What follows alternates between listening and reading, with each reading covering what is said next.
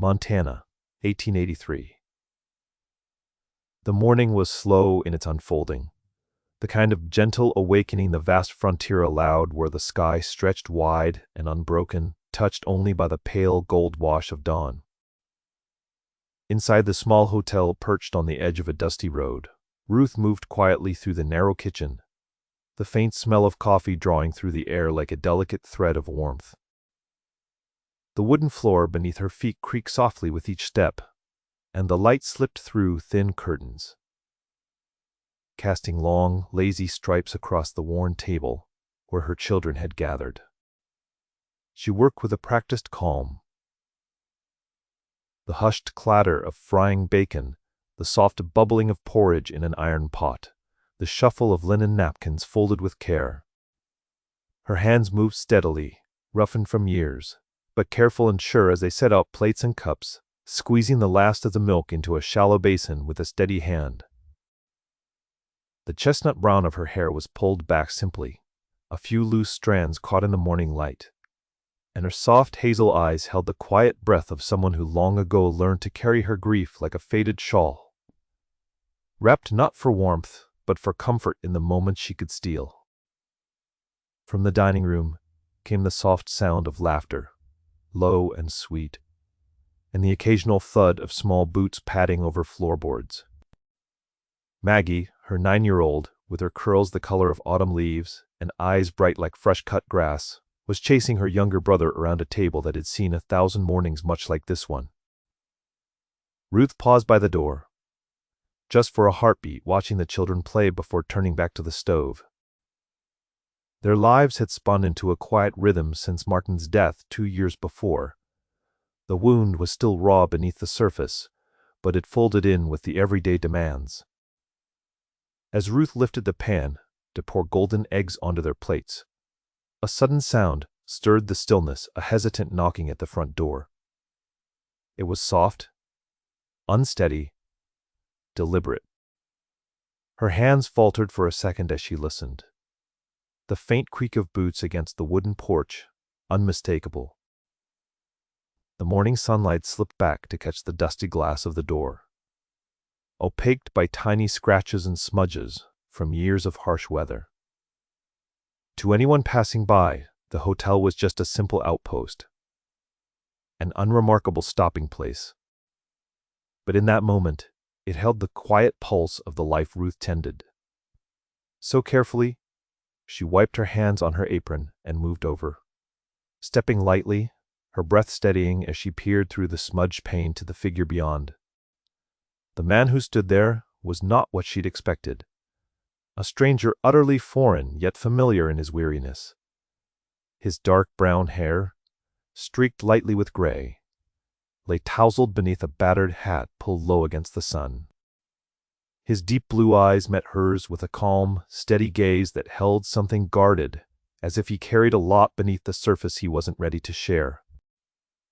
His clothes hung loose on a stocky frame, dust layered into the fabric like the years themselves, and his weathered hands, rough and thick with hard work, rested at his sides, uncertain and waiting.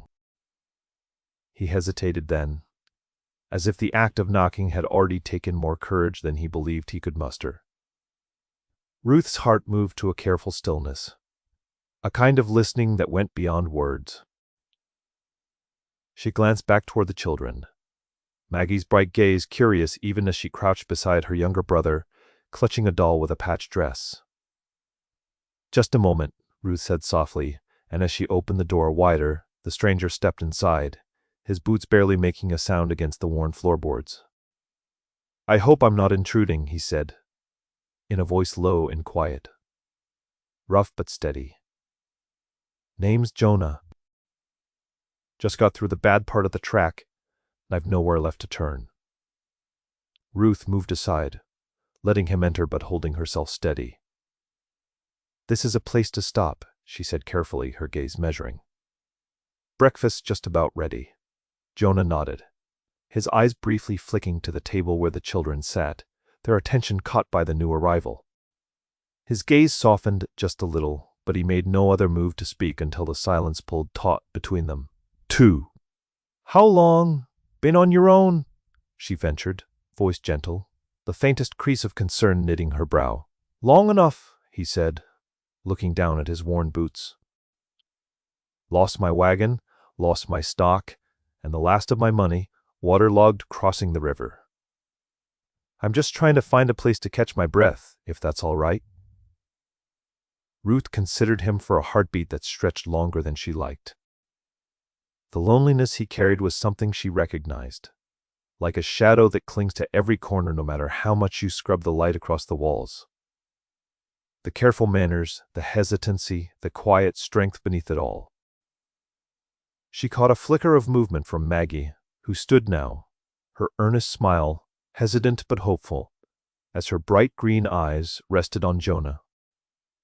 Without a word, the children had already begun weaving his presence into their morning, their silent invitation threaded with the kind of trust Ruth found impossible to refuse. A part of her wanted to turn him away, to protect what little they had left from the intrusion of strangers with bruised pasts. But another part, equally strong, whispered that perhaps this man might offer more than just shelter. We have a room, just down the hall. It's no mansion, but it's clean, Ruth said finally, her voice quiet but steady. If you're needing a place to stay, you can have it for the night. Jonah nodded again, relief softening the lines around his eyes. Thank you, ma'am. That means more than I can say. The kitchen settled into a gentle hum once more as Ruth returned to her preparations, the children hovering near with shy questions and slow smiles. Outside, the wind moved across the plains, endless and patient, and inside the walls of that small hotel a fragile beginning took root. Ruth's heart beat unevenly, caught between the ache of her own empty places and the tentative hope she glimpsed in her children's bright eyes. She could feel the weight of what it meant. To open the door, to offer shelter, not just of walls but of trust, even when the past whispered, to hold closer and shut tighter. But she watched Jonah sit at the table, his fingers brushing lightly over the worn wood, and thought about all the miles he'd traveled to reach this quiet outpost. And in that moment, beneath the wide Montana sky, she whispered softly to herself, I have no place left. Yet her children already knew the answer, spoken not in words, but in the simple choice they made, choosing Jonah's quiet companionship before she could even decide. The slow warmth of morning settled over the room, folding them into a fragile circle of new beginnings, where kindness was the currency of survival and family could grow from the softest seeds of hope. Jonah worked quietly, moving through the rhythm of the hotel's daily needs, as if he had always belonged in this small sun-baked settlement. He carried buckets of water from the well with steady, sure motions, the rough wood of the handle chilled and worn smooth in his calloused hands.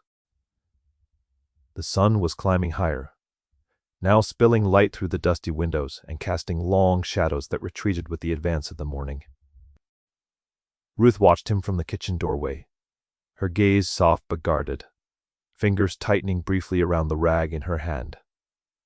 She felt the stubborn knot of old fears and new possibilities twisting inside her. She noticed how Jonah didn't make a show of his work.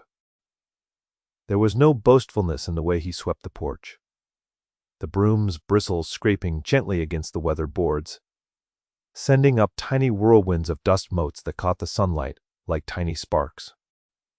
The sounds of his quiet labor blended with the taut crackle of prairie air, the faint rustling of dry grasses beyond the hotel's perimeter. The children followed him with eyes wide in silent admiration, their voices barely audible as they whispered among themselves. Maggie, in particular, lingered near him longer than the others. When Jonah paused beside the porch tank to catch his breath, wiping the sweat staining his shirt against his neck, Maggie stepped forward with a small, crooked smile. She held out her hands, offering something she had obviously treasured and carefully carried. It's for you, she said simply, pushing the object toward him with an earnestness that pulled at the soft edges of Jonah's solemn presence. Ruth blinked, startled out of her quiet observation. The toy was a small wooden horse, carved roughly but with clear tenderness in the shape of its body and the faint lines where the mane had been etched. It was painted in fading hues of red and black, the colors chipped at the edges from years of play. Jonah's deep eyes lifted from the porch boards and met Maggie's bright green ones. There was a brief, almost imperceptible pause, as if he were weighing the fragile trust put into his hands. Then he smiled, a slow, certain curve that softened the weather-beaten planes of his face. "Thank you, Maggie. I'll take good care of him." He reached out gently, fingers brushing the little horse. "Careful not to crush the delicate gift." Maggie nodded solemnly. Then, emboldened perhaps by his acceptance, she added with a shy grin, "You can keep him in your room." Her words tumbled out, small but firm, as if she was reclaiming a space for Jonah with no asking needed. Ruth's heart stirred with something close to wonder and guilt. This quiet boy she had raised alone, determinedly with an iron spine barely holding the fraying threads of their lives together, was unconsciously weaving another in. The thought made her chest ache, but it also unsettled her. Who was she to allow a stranger into their fragile circle? Who was she to trust again? Yet as Jonah settled onto the porch steps, with the wooden horse balanced on his knee, the weight of her whispered confession seemed to lessen in the wake of her children's silent welcome. The hotel, with all its imperfections and shadows of loss, felt a little less empty. Weeks wove themselves into one another, a slow tapestry of mornings and evenings, carved by small moments that bound them closer together, in ways Ruth hadn't anticipated from the moment she offered Jonah a bed for one night. The pallid yellow glow of dawn spilled through the window panes, casting soft light over the battered table where Jonah and Ruth sat entwined in the shared ritual of morning coffee. Steam rose from chipped enamel mugs, curling into the cool Montana air like tendrils of warmth, anchoring them to the quiet steadiness of this unfolding day. Jonah's fingers cradled the mug, as if it was more than just a vessel, more than just coffee. There was a gentleness in the way he mirrored Ruth's cautious sips, a patience that spoke of long roads traveled and hard lessons learned. Ruth met his gaze across the table, noting the deep blue of his eyes flickering between the faint light and the worn wood beneath. She said nothing, but the silence was not empty. It carried everything she couldn't yet say, the hesitations, the careful mapping of boundaries, the unspoken truths tangled beneath the surface. On the porch, the children ran free, their laughter spilling like a bomb over the entire stretch of land. Jonah's presence was no longer a question mark, but a steady line within their daily lives. He joined them without fanfare, crouching to tie a sandal, or point out the swirls of a beetle's trail across the dirt path. His smile was slow, earned, but it came with ease when Maggie pressed her small wooden horse into his hand again, the corners of her mouth tilting upward in cheerful approval. One afternoon, the late sun warmed the earth to a mellow glow as Jonah and Ruth worked side by side, repairing a fence post along the field, edging the hotel. The wooden rail had splintered in two after the last windstorm, the sharp edges menacing and unyielding. Jonah pulled the old nails free, the metal groaning reluctantly as it gave way. Ruth held the post steady, the rough surface pressing against her palms, honest and unadorned. The scent of dry wood mingled with the sharp tang of wild sage drifting in the breeze. "Here," Jonah said quietly, handing over the hammer, with a familiarity that was both practiced and unspoken. "If you want, you can try." Ruth hesitated, fingers closing around the worn handle. It was heavier than she expected, solid and warm. She raised it uncertainly, then brought it down with a deliberate, measured strike. The nail bit into the wood with a sharp ping that echoed in the stillness around them. Relief bloomed in Jonah's eyes. "You're steady," he said simply. She let out a soft breath, the tension at the edges of her frame loosening just a fraction. "I have to be," she replied. The words were quiet, but they carried a weight that neither had to explain. There was something in these small acts. The clatter of tools, the shared moments in the fading light, that chipped away at the fortress she had built around her heart. Pride battled with the warmth spreading quietly inside. A slow, reluctant thaw. Could she allow herself to lean on him? To invite another into the bastions she had sworn never to breach? Jonah's glance met hers then. Something unspoken passing between them. It was an acknowledgement of fractured paths, stitched together by tentative trust, of two lives intersecting in the vast, untamed expanse of this frontier town. Inside the hotel, the children's laughter grew freer, more uninhibited, the light in their eyes brighter as if they had found pieces of their own joy, reflected back through Jonah's steady presence. Tommy pushed up his sleeves, dragging Jonah into games of chase across the dusty floorboards, while Maggie's whispered stories spilled over shared secrets beneath the wide kitchen table. Ruth saw it all out of the corner of her eye, a soft blossoming she had never dared expect.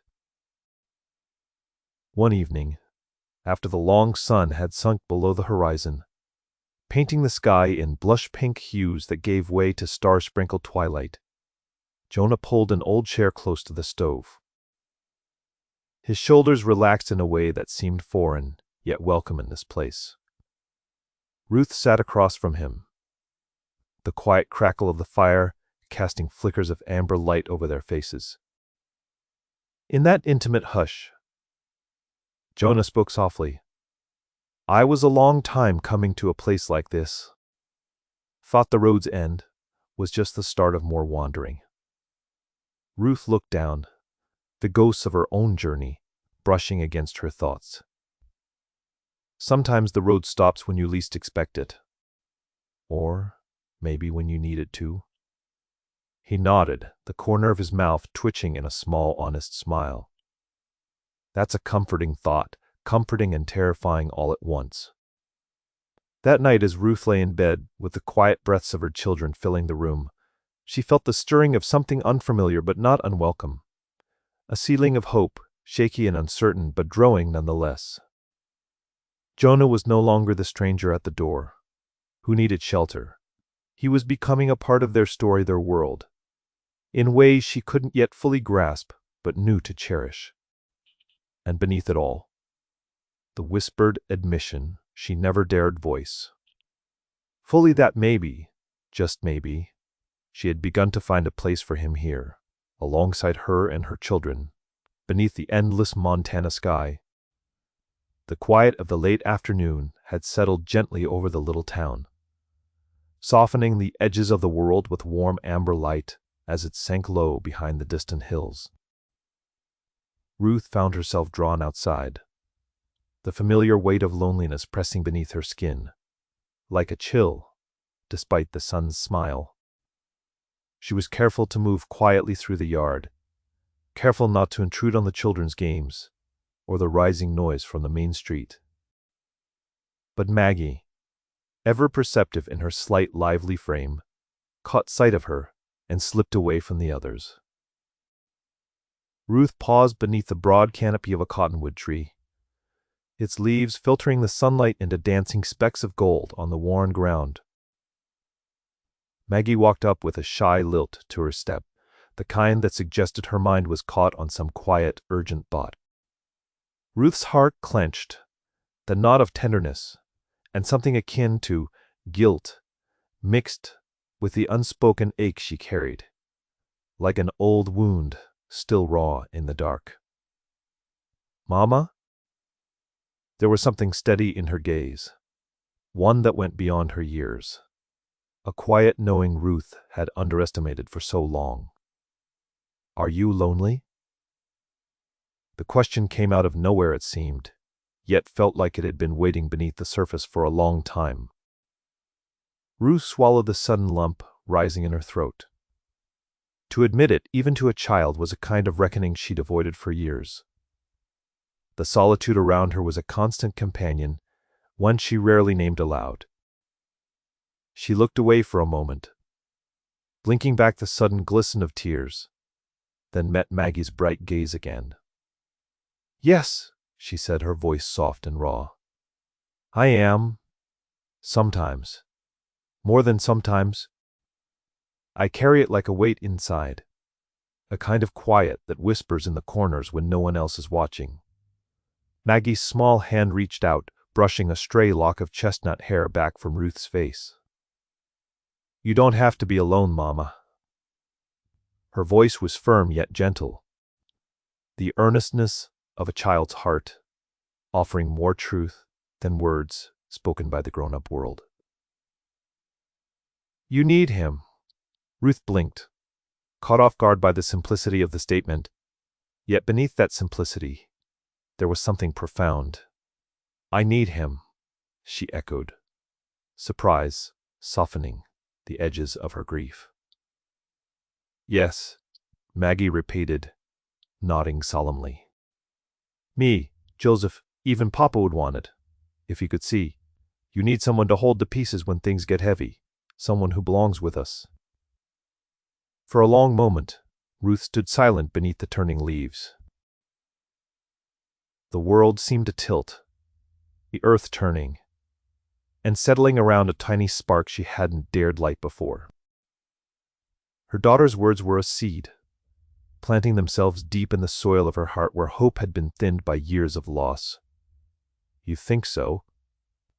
Ruth finally whispered, a soft, cracked smile touching her lips. Maggie's eyes shone with spirited conviction. "Mama, you don't have to carry everything alone. You never did." She stepped closer, wrapping her arms around Ruth's waist in a tentative hug, the kind of embrace that held the weight of all the unsaid prayers and wishes a child could muster. "We all need a place to belong, even you." The afternoon shadows lengthened, and Ruth closed her eyes to the warmth of Maggie's embrace, her soul quietly uncoiling from the tight tangle of loneliness. She had spoken the truth, no longer just a secret tucked into the crevices of her mind. And somehow, Maggie's faith in what could be mended, the gentle insistence in her green eyes, offered a fragile promise that the road ahead might hold more than sorrow. Later that afternoon, Jonah leaned over the broken wagon wheel, the muscles in his arms rippling beneath rolled-up sleeves dusted with dirt and soot. The wood was old, cracked, but sturdy still, the kind of weathered thing that had carried many a load across these wide Montana plains. He worked methodically, method and care drawing a quiet rhythm in his strong, steady hands. From across the dusty yard, Ruth watched him, the quiet tension in her chest tightening with every movement he made. Pride swelled in her, the kind that came from recognizing someone's strength and knowing it could be the foundation that steadied their fragile little world. Yet tangled with pride was a flicker of fear. Fear that the fragile piece they were building might shatter, if even one thing was not handled gently. Jonah's brow furrowed in concentration, lips pressed together as he fitted the iron band tightly around the wheel's rim, then wrapped it once more with rawhide lashings. The wagon was an old one, the kind that told stories in every splinter and nick, and Jonah treated it as if it were a living thing, deserving of respect and patience.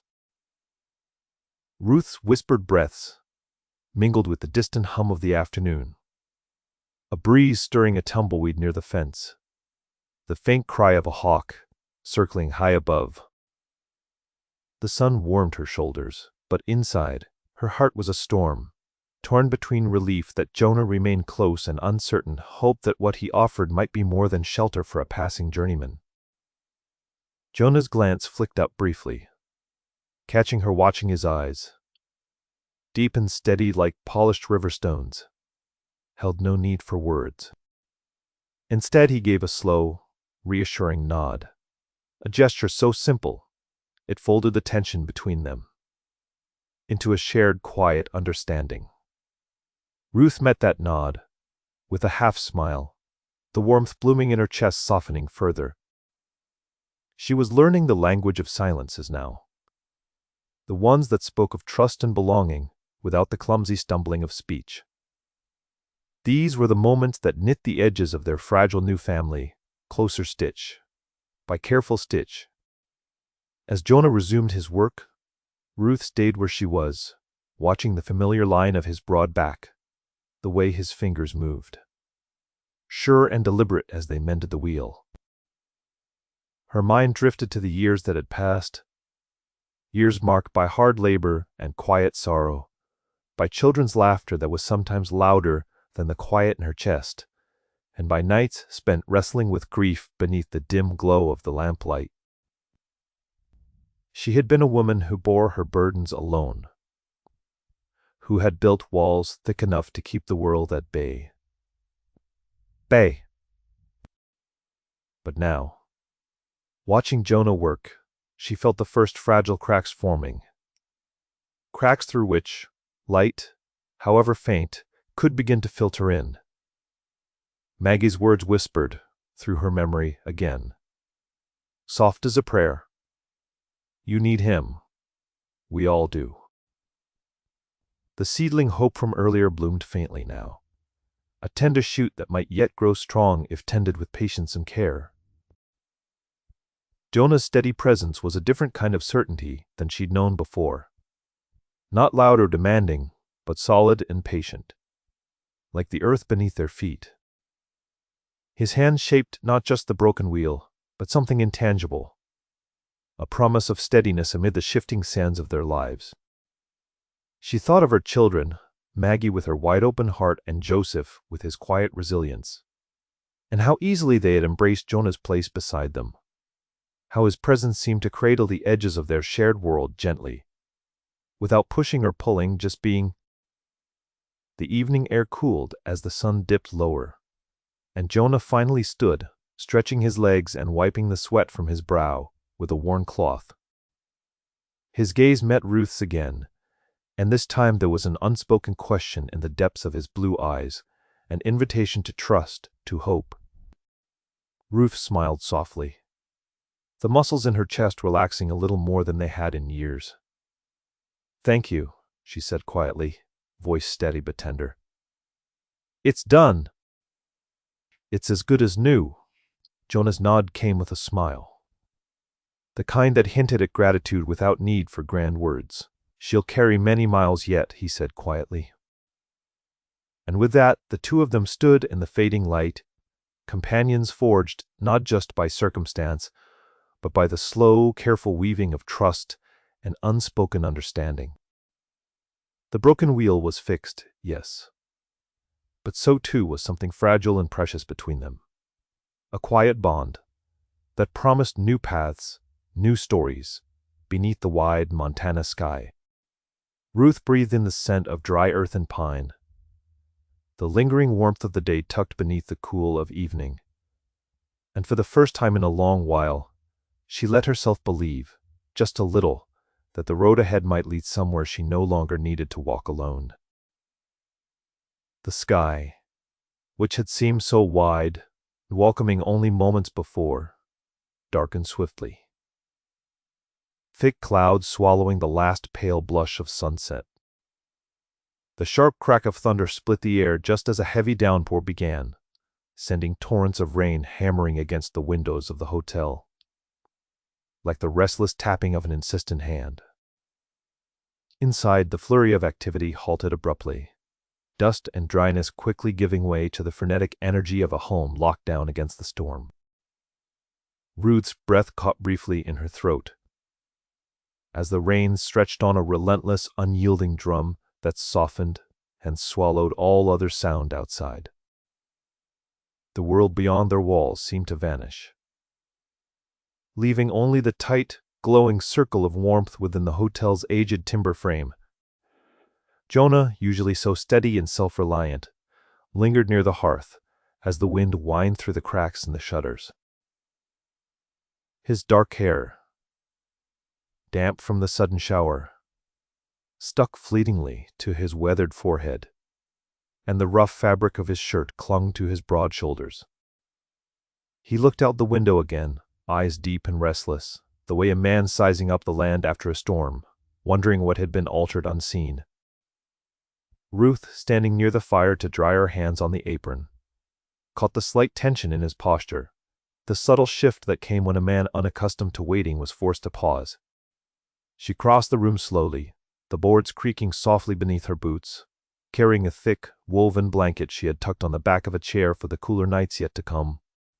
Her fingers found the edge, wrapping it once before stepping toward him. Here, her voice was low but warm, a gentle invitation that surprised even herself. She draped the blanket carefully over Jonah's shoulders, the heavy wool settling against his damp skin, its familiar heft radiating a quiet comfort. The fire's flickering glow caught a flicker of gratitude in his eyes, the kind that came without expectation or demand. Jonah shifted slightly beneath the blanket, the tension in his shoulders easing, as he leaned into the warmth. The room, lit by the golden crackle of flames and the dim glow of oil lamps, felt smaller in the best sense, as though the ordinary hardship outside was held at bay by the fragile shelter they shared. For the first time that evening his smile softened, unguarded and genuine, like a shadow lifting after years spent waiting just out of reach of peace. "Thank you, Ruth," he said quietly, his voice a rough caress through the room's intimate stillness. "You didn't have to." She shook her head, though the faintest flush warmed her cheeks.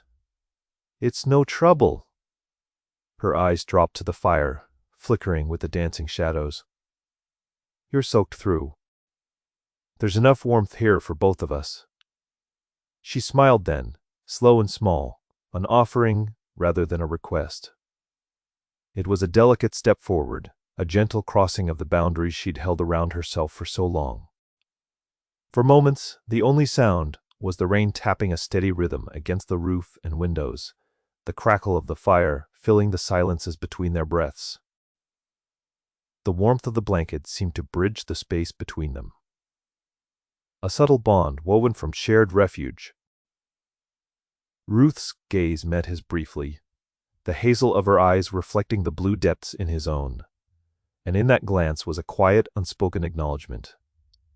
The trust was tentatively beginning to grow. Jonah's hand moved slowly, hesitating before he tucked the blanket more securely about him. "It's been a long time since I sat by a fire like this, without feeling like I had to be up and riding." His voice was almost a whisper, as if saying it aloud might shatter the fragile peace. "I can imagine," Ruth replied softly. "The land demands a man's full attention out here. When the storms roll in, the safe places aren't as many as you'd wish." A pause, then with a thoughtful tilt of her head. "But maybe it's not always about the place so much as who's sitting beside you in it." Jonah looked up sharply, a spark of something tender flickering in the deep blue of his eyes.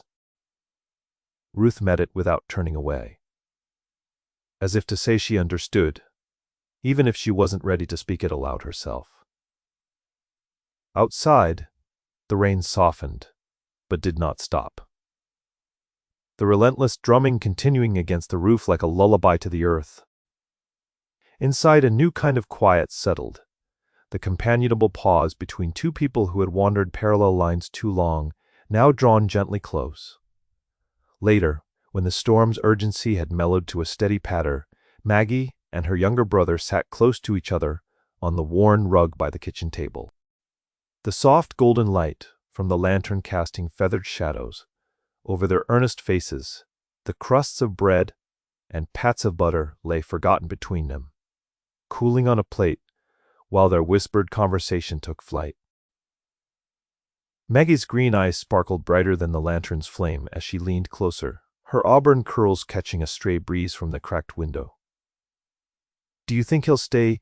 she asked in a hushed tone, as if the very walls of the hotel might overhear and turn them away. Her brother, thrusting small fingernails into the soft bread to tear off chunks, nodded solemnly. "He has to. Mom's been different since he showed up, like she's waiting for something or someone. Maybe he's what she's been holding out for. Their voices were low and careful. Threading through the quiet house, carrying hope like a secret flame. Remember when she fixed the wheel and said it was as good as new?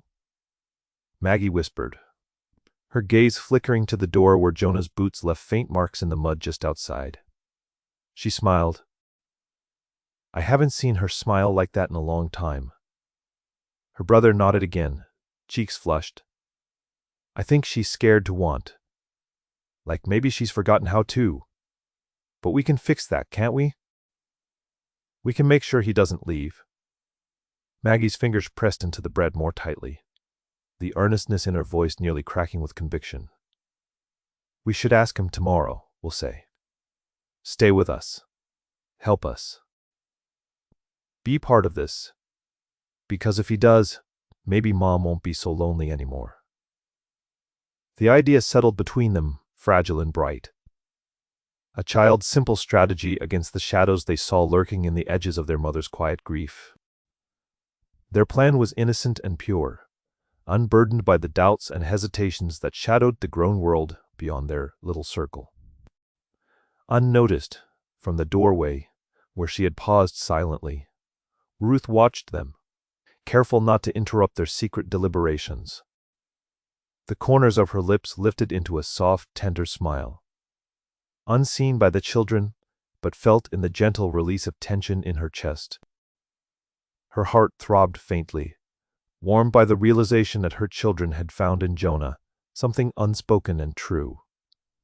A hope just beginning to take root where her own had been lost. The way they looked at him was quiet, unguarded, the silent plea of innocence to fill the hole she had so long kept hidden from herself. Ruth folded her hands loosely over her belly, breathing deep the mingled scent of bread, firewood, and the last traces of rain drying on worn leather and rough wood.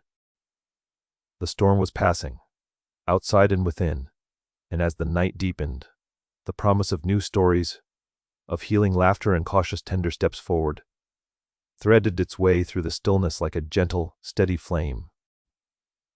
Tomorrow, she thought, there would be choices to make, words to speak, and perhaps a new kind of family to be shaped quietly from the fragments of their scattered lives. Tonight, though, she allowed herself to rest in this fragile moment of hope, held softly in the arms of the evening and the quiet company of those who had come to stay. The night settled deeper around the hotel, the wooden frame standing quiet under a sky flecked with stars that blinked softly through the windows. Inside, the low fire murmured in the hearth, spilling warmth over the worn floorboards and lending a golden glow to the shadows clawing gently at the corners of the room. Ruth sat near the embers, her hands folded in her lap, but her thoughts were far from the steady comfort of the present. She watched Jonah as he moved among her children, with a quiet assurance that wrapped itself around the room like a cloak. His voice, low and steady, pulled smiles onto Maggie's lips that had long been scarce, while Ezra's eyes, usually guarded and watchful, softened beneath the stranger's easy good humor.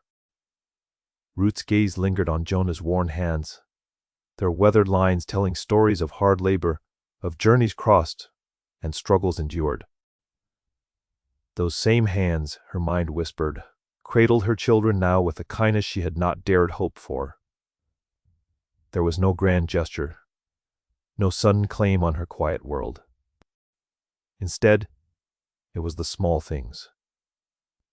Jonah handing Maggie a cup of warm milk without a word, settling Ezra's restless feet with a gentle touch, offering her a reassuring glance across the room.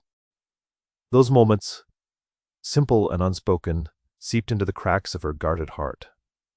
Her throat tightened, and she bit her lip to hold back a sudden swell of emotion. Pride had always been her armor, pride in her ability to keep her family together, to manage this hotel, to carry the weight of her loss without faltering. But now, in this fragile light, the walls she had built seemed quietly to crumble. She caught herself watching the way Jonah laughed softly at something Maggie said, or how Ezra leaned a little closer when the man spoke. The hum of life, tentative but alive, stirred something inside Ruth. She had long convinced herself was gone.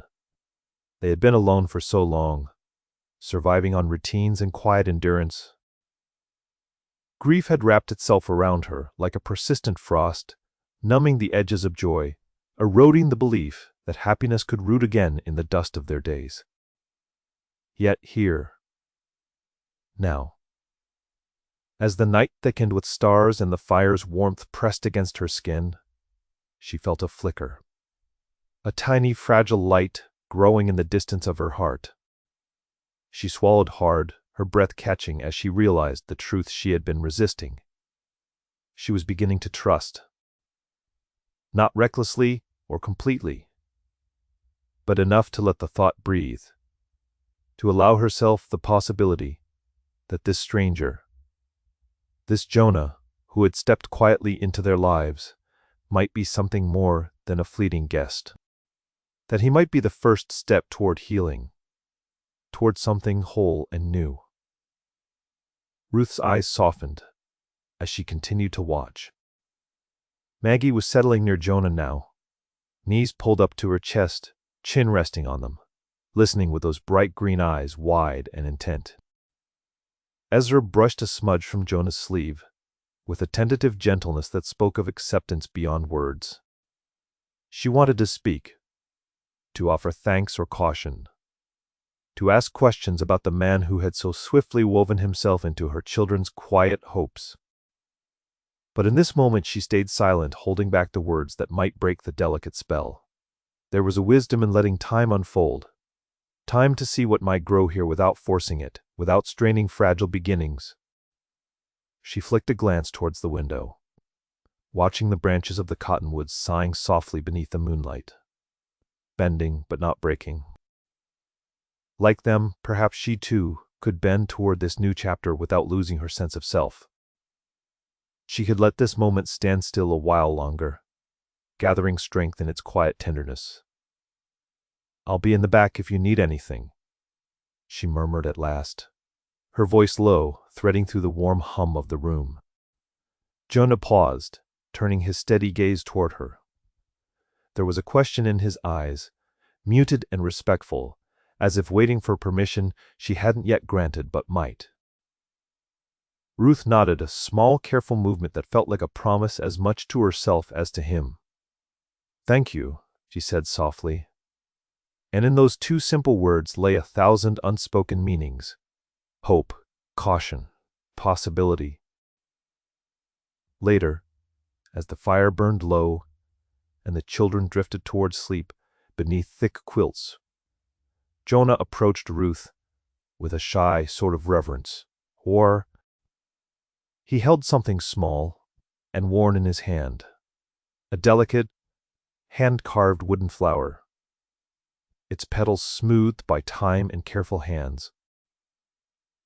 The faint scent of pine clung to the wood, sharp and clean beneath the dusty air. "I reckon this is all I've got to offer," he said quietly, voice rough with sincerity. "Made it a long while back. Meat for nobody till now," he added with a wry half-smile. But his eyes held none of the usual bravado. "Figured you might want it." Ruth accepted the gift without hesitation, though her fingers brushed over the smooth curves of the flower with a gentleness that surprised her.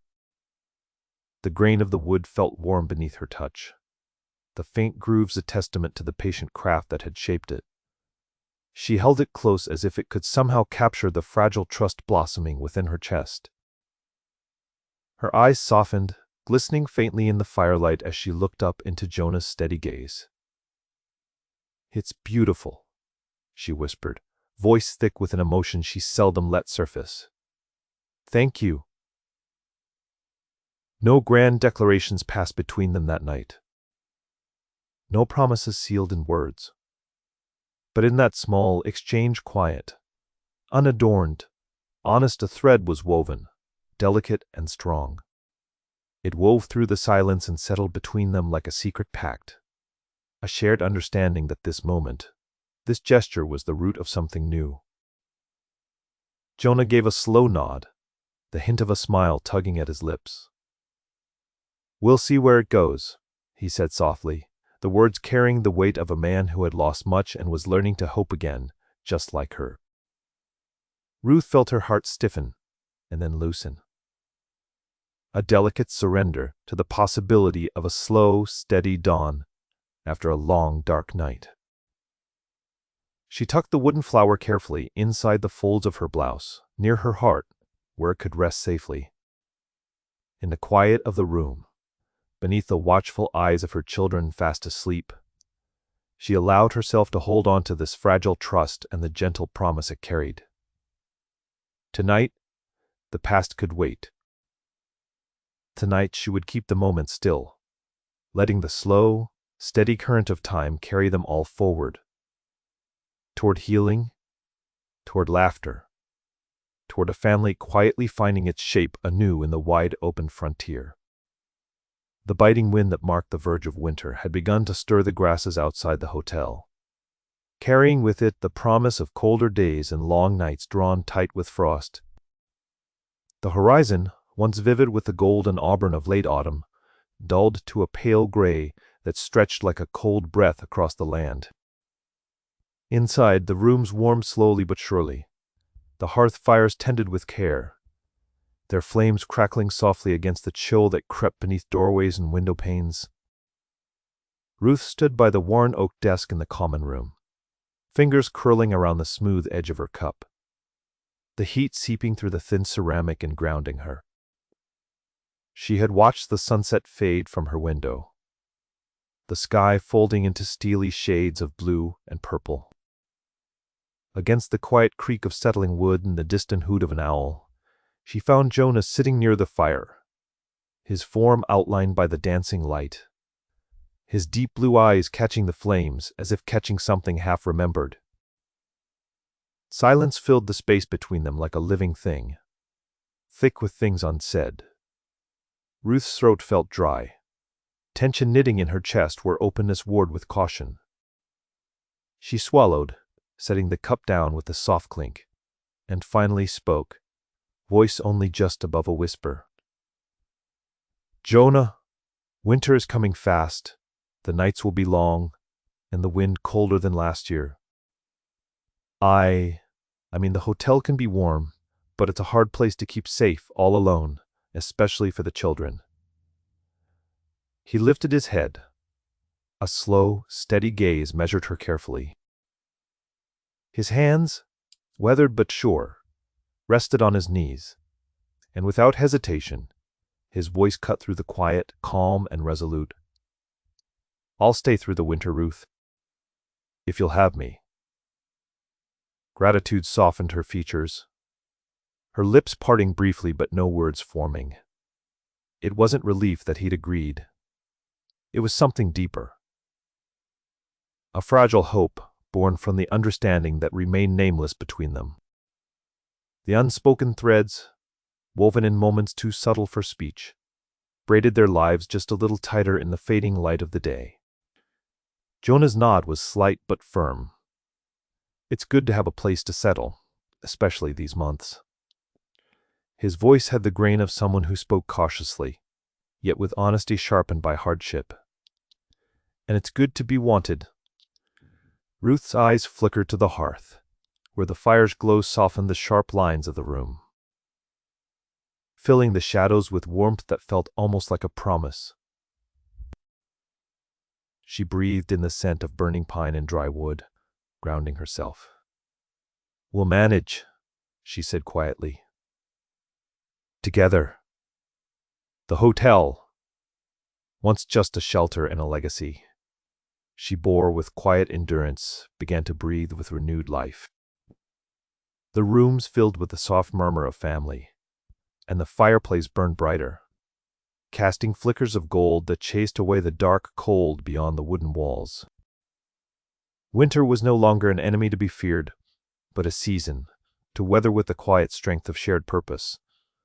Days, folded into one another with gentle rhythms. Ruth woke early each morning to tend the hearth and prepare simple meals, the stove's warmth a welcome contrast to the frost lacing the window edges. She moved with steady purpose, pouring flour into mixing bowls, stacking wood beside the fire, smoothing out quilts that Maggie and the boys would pull close beneath their sleeping forms at night. Jonah labored alongside her when needed, his hands sure and careful, whether chopping wood or repairing a creaking door. He came with the dawn to feed the stock, and slipped into the evening to share stories with the children by firelight. One evening, as dusk drew its pale curtain over the vast plains, Maggie and her younger brother Peter settled near Jonah by the hearth. Their faces were bright with anticipation, eager for the stories he always seemed to have tucked beneath his weather-beaten coat. Tales of distant places, wild horses running free across endless fields of rugged men who roamed the frontier with courage and luck. Ruth watched from across the room, arms crossed loosely, the lines around her eyes softened by quiet relief. The children's eyes sparkled with trusting wonder. Each glanced toward Jonah, a small affirmation. Maggie curled closer to his side, her curls catching the firelight like spun copper, while Peter fidgeted, trying to sit still, but unable to contain his excitement. Jonah's voice was low, rich with the cadence of a man who had lived through hard seasons, and now chose to reveal the softer edges of his world tales, painted with imagination that made the children laugh and gasp. There was a stallion once, wild as the wind, who found a way through the mountains when no man dared follow. They say he could outrun the storm itself, Jonah intoned, his eyes sweeping the faces lit with wonder. You really believe that? Maggie's voice was incredulous but wide-eyed. Could a horse outrun a storm? Jonah chuckled softly, the sound like gravel smoothing under gentle rain. On nights like this, when the wind howls outside our doors, it's the stories that keep the cold at bay. And maybe, just maybe, somewhere out there, he still runs free. Peter tugged gently on Jonah's sleeve, his voice dropping to a conspiratorial whisper. Do you think he'd let me ride him? Jonah's smile softened the weariness etched in his face. If you promise to be gentle and brave, maybe one day you will. Ruth felt the heavy knot in her chest unravel a little further.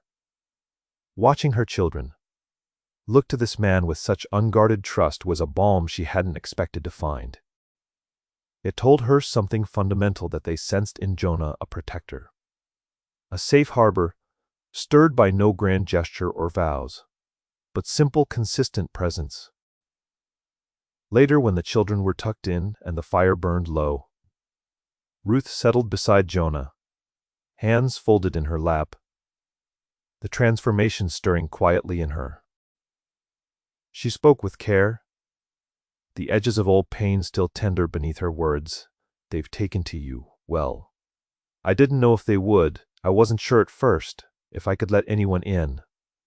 Jonah's gaze was steady, patient.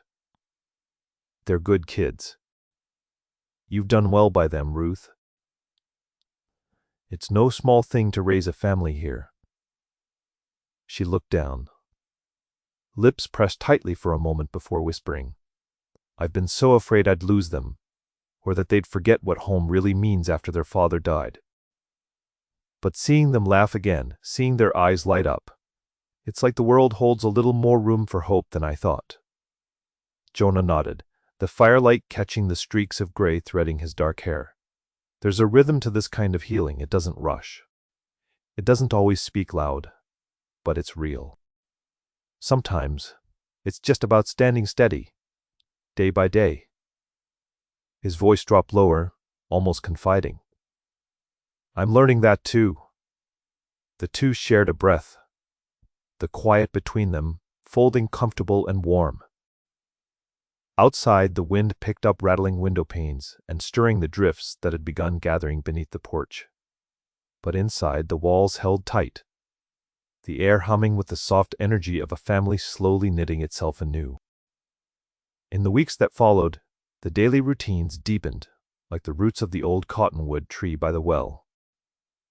Jonah rose with the dawn to tend the woodpile before the frost settled, then help Ruth sweep the dust from floors worn smooth by countless footsteps. He fixed broken hinges with careful hands and watched with gentle patience as the children clamored around whenever they found a moment to steal, waiting with quiet anticipation for the morning stories. The evenings by firelight, the small kindnesses traded in glances and shared smiles. Ruth felt a curious shift within herself. The iron walls she'd built around her heart showed tiny cracks, letting in glimmers of something unmapped but welcome. It was neither love shouted from rooftops nor sudden blazing passion. It was quieter, steady, like the slow unfreezing of a frozen creek beneath the sun's return. One afternoon, as snow began to fall softly outside, the children played near the stove, stacked lavers of wood warming their rosy cheeks. Ruth and Jonah sat nearby, sharing unhurried conversation, interrupted only by the children's laughter and the fire's soft murmur. Jonah looked over at her with a mixture of thoughtfulness and something gentle in his gaze. "You don't have to carry it all alone, you know." Ruth's fingers tightened briefly around the fabric of her skirt. The weight of years bore down in that moment. The grief, the responsibility, the quiet loneliness. Yet there was something in Jonah's presence that made the burden lighter, as if it could be shared without fear or shame. "I've never been good at asking for help," she admitted softly. "Not since he died." Her voice cracked, barely perceptible, but real. Jonah's hand reached slowly, resting lightly near hers on the rough-hewn table. "Maybe you don't have to be," he said simply. "Maybe this place, these people, you can let them be your strength." Her eyes met his, the invitation there without words needing to be spoken aloud. A warmth blossomed that had nothing to do with the fire and everything to do with the slow unfolding promise beneath a Montana winter sky. The hotel no longer felt like a hollow shell, empty, waiting. It hummed with life, stitched together by small acts of kindness. Jonah, repairing the broken chair without being asked. Maggie leaving him a cup of warm cider by the fire. Peter, seeking him out when shadows grew too long. Ruth closing her eyes and leaning into the quiet bond forming, fragile but enduring. This was their rhythm. Now a shared heartbeat drawn slow and sure, weaving three small lives with one steady soul who no longer walked alone. And as the snow softly blanketed the wide open frontier, the inside of the hotel glowed, not just with light and heat, but with a family quietly, unhesitatingly coming home. The evening stretched out quiet and clear, like a breath held steady after a long sigh. The sky, a deep indigo velvet spattered with cold stars, seemed to watch over them as they sat side by side where the fading firelight pooled softly on the worn wooden floorboards of the hotel's parlor. The room smelled faintly of pine smoke and dried herbs, the faint scent of earth and wood mingling with the warmth from the hearth. Outside the world was hushed, beneath an early-growing chill, the kind only a Montana spring could still bring after long, brutal winters. Inside, though, the fire's glow cast dancing shadows across Jonah's face, turning his steady blue eyes even more deliberate under the flickering light. Ruth's fingers rested unclenched in her lap, the rough texture of the carved wooden flower Jonah had given her weeks before, pressing gently against her palm.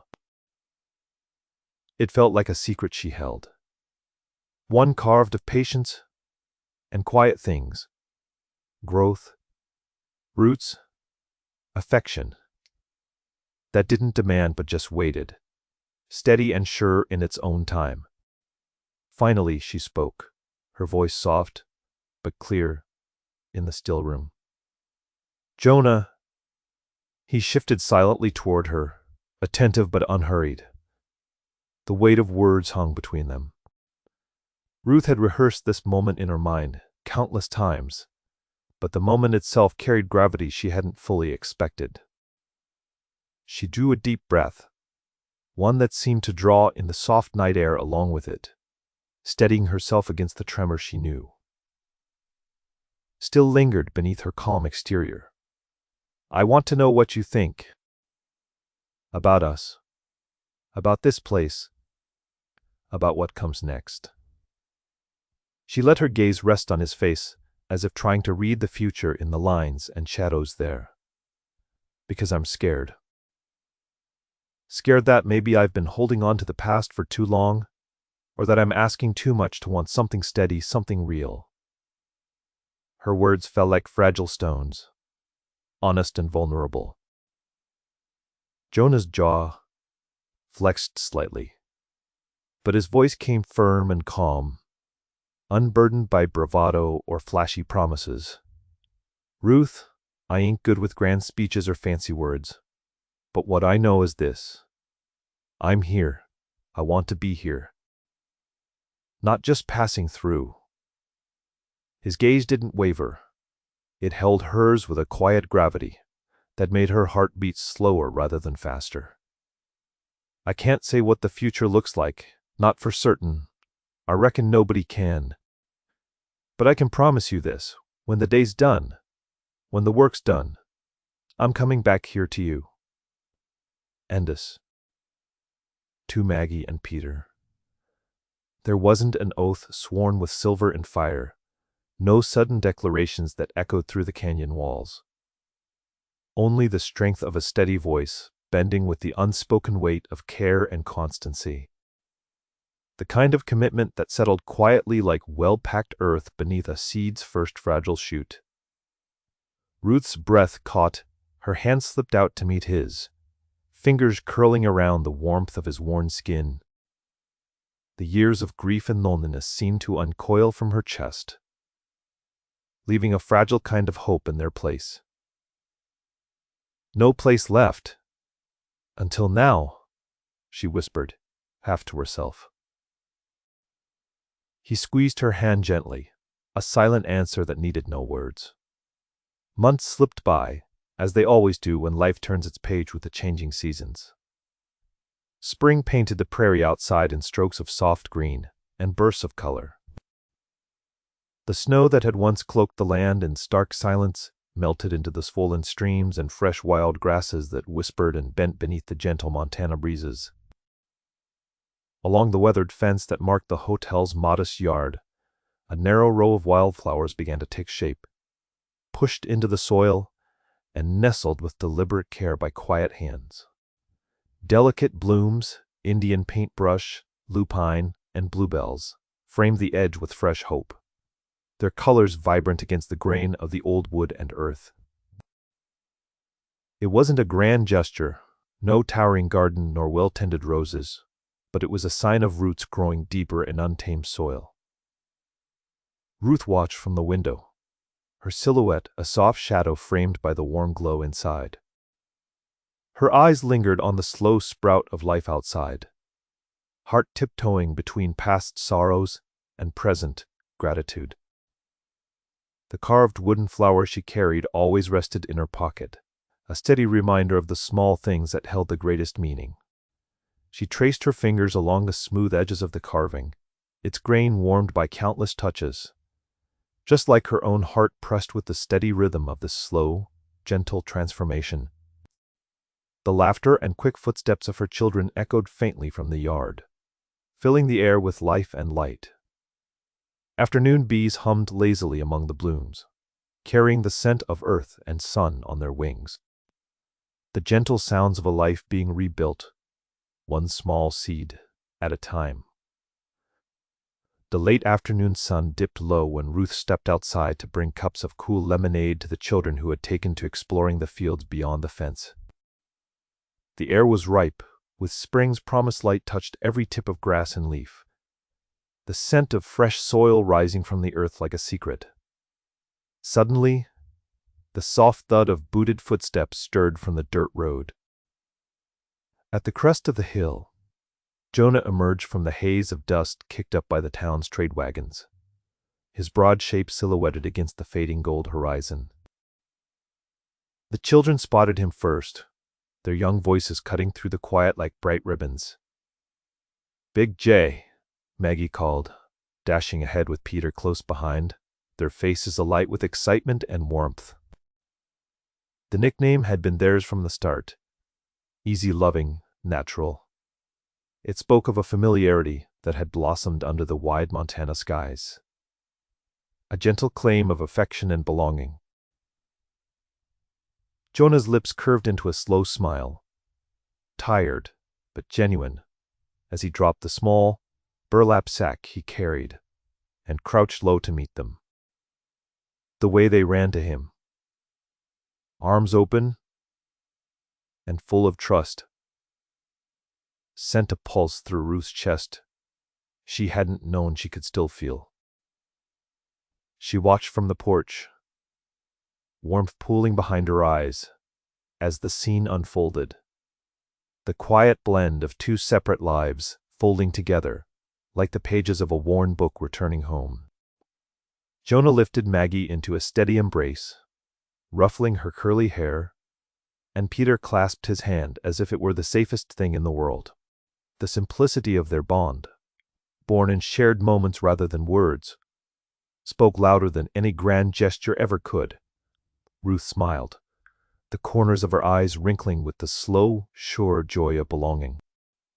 Two children had found a new father in this steady man, and she found a partner and anchor amidst the shifting tides of her own heart. "This is home," she told herself, the words a quiet prayer and a truth. "This is exactly where we're meant to be." Years later, the garden had taken on the character of gentle wildness. Spring's delicate seedlings had grown into a living tapestry of colors and textures, soft and alive beneath the wandering sun. The center. Nestled among blooms and long grasses, the carved wooden flower lay worn smooth from years of touch, tucked beneath a tulip's nodding head. Ruth's fingers traced the familiar edges once more, the grain hollowed slightly by time and love. Each gentle groove was a map of the years that had passed. Grief healing, laughter, the quiet steady pull of belonging. She knelt amidst the blooms, the warm earth embracing her palms, as if welcoming an old friend. Around her the garden whispered stories of small kindnesses, of patience, rewarded in seasons measured, not by haste, but by the soft growth of rooted things. Love had settled here, not in thunderous promises but in the delicate dance of shared mornings and evenings, in hands that worked together without words, in silences that spoke volumes heavier than any vow. Jonah's steady presence had become a constant, like the slow-turning sun, a quiet force stitched into the fabric of their lives.